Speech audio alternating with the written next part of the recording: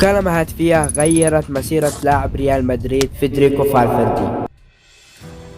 ولد فالفيردي في 22 يوليو عام 1998. سمي فيدريكو سانتياغو فالفيردي. فالفيردي كان يعشق كرة القدم، وفي عام 2008 انتقل إلى نادي بان يورال إلى عام 2015، ولكن فالفيردي لم يكن يعلم أنه سيحقق حلمه بالذهاب إلى نادي ريال مدريد. قبل أن يتلقى فالفيردي المكالمة التي ستغير حياته، كان يلعب في بطولة كوبا أمريكا تحت 17 سنة في الأرجواي.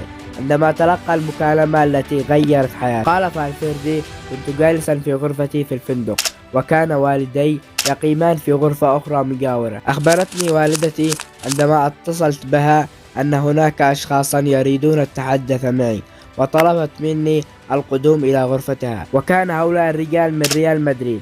اعتقدت أنها كانت تمزح. أسرعت إلى الغرفة لأرى ماذا يحدث. كان هناك رجلان لم أعرفهما من قبل. بدأ الرجلان يتحدثان باللغة القشتالية، وليست باللغة الإسبانية المنتشرة في ربع أمريكا الجنوبية. فهؤلاء الرجلان اتفقان مع فالفيردي في القدوم إلى ريال مدريد.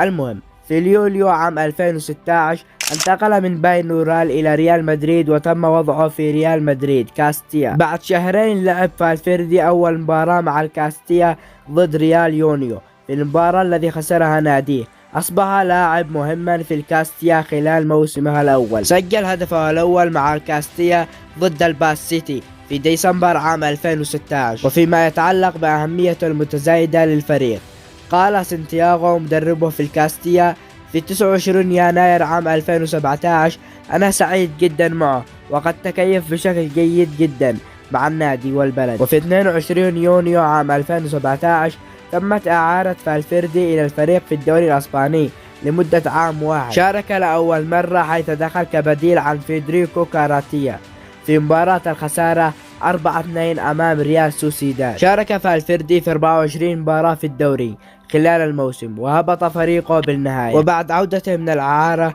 أعجب فالفيردي المدير الفني الجديد جوليين خلال التجهيزات الموسم الجديد، وتم ترقيته للفريق الأول في 23 أكتوبر عام 2018. شارك فالفيردي رسميا مع ريال مدريد في مرحلة المجموعات من دوري أبطال أوروبا ضد فيكتوريا بلازن في البرنابيو بعمر 20 عاما فقط. شارك في 25 مباراة، وفاز بكأس العالم للأندية في أول موسم له. وفي عام 2019 مع عودة زين الدين زيدان إلى منصبه ورحيل ماركوس يورنتي، سطح النجم فالفيردي في الفريق ليصبح لاعبا رئيسيا في الفريق خلال موسم عام 2019. وفي 9 نوفمبر عام 2019 سجل هدفه الأول مع ريال مدريد في الفوز 4-0 خارج الأرض على إيبار في الدوري الإسباني. وفي 12 يناير عام 2020 عرقل فالفيردي هجمة مرتدة لألفارو موراتا خلال مباراة ريال مدريد في نهائي كأس السوبر الإسباني ضد أتلتيكو مدريد، وارتكب خطأ تكتيكي أوقف انفراد موراتا بالمرمى. تم طرد فالفيردي، لكن عرقلته أوقفت هدف لا مفر منه لتذهب المباراة إلى ركلات الترجيح التي فاز بها ريال مدريد وكسب جائزة الرجل المباراة، وتلقى الثناء على نطاق واسع. وأشار مدرب أتلتيكو مدريد دياغو سيميوني مدرب أتلتيكو مدريد في وقت لاحق إلى التدخل على أنه أهم تدخل في المباراة. خاض فيدريكو فالفيردي 33 مباراة خلال موسم الدوري، حيث فاز ريال مدريد بلقب الدوري الإسباني لموسم عام 2019 موسم عام 2020. وفي 27 سبتمبر سجل فالفيردي الهدف الأول ريال مدريد في موسم عام 2020 خارج أرضه أمام ريال بيتيس في الدوري الإسباني في الفوز بنتيجة 3-2، وتم اختياره ملك المباراة. كانت هذه أيضا مباراته ال50 في الدوري الإسباني مع لوس بلانكوس بعد شهر واحد. في 24 أكتوبر سجل فالفيردي هدفا ضد برشلونة في الكامب نو بعد 5 دقائق فقط في مباراة الفوز 3-1 في الدوري. أصبح فالفيردي ثاني أرجوايني يسجل في الكلاسيكو بعد لويس سواريز، والأول مع ريال مدريد بعد أسبوع واحد. سجل فالفيردي مرة أخرى ضد هويسكا في مباراة الفوز 4-1 بالدوري على ملعب ستيفانو. كان هذا هو هدفه الثالث لهذا الموسم، مما يعني أنه قد سجل بالفعل هذا الموسم أكثر من مجمل الموسم السابق. في 24 أغسطس عام 2021 مدد فالفيردي عقده حتى عام 2027.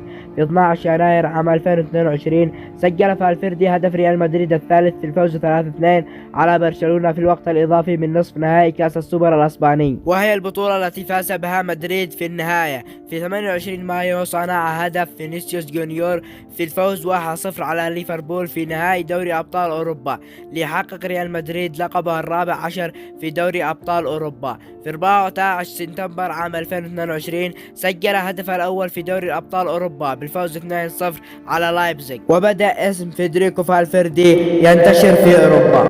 وصلنا لآخر الفيديو، لا تنسوا اللايك والاشتراك وقربنا على 4000 مشترك. اتلتيكو، الضربة يا اتلتيكو، الغدر يا اتلتيكو، الغدارة يا اتلتيكو، الغدارة يا موراتا، يا موراتا، صافرة خطأ وطرد، نعم طرد لفالفيردي لرفض الهدف. كان يريد أن يغدر بريال مدريد، موريال موراتا أراد أن يغدر بريال مدريد، لكن فالفيردي رفض الهدف وخرج بالحمراء لتشتعل وتوزع البطاقات وتكون في قمة إثارتها وتكون في قمة نديتها، لتكون للعالم أجمع رسالة واضحة أن لا شيء، لا ديربي أقوى من ديربي مدريد، لا ديربي حاليا أقوى من ديربي مدريد، الديربي اللي لا يمكن أن تتنبأ بما يمكن أن يحدث في نتيجته، واللي إثارته تكون كبيرة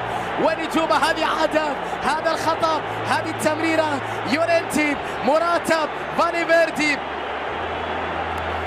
أراد أن يقتل أو يقطع الطريق على موراتا، لم يعد عنده خيار آخر.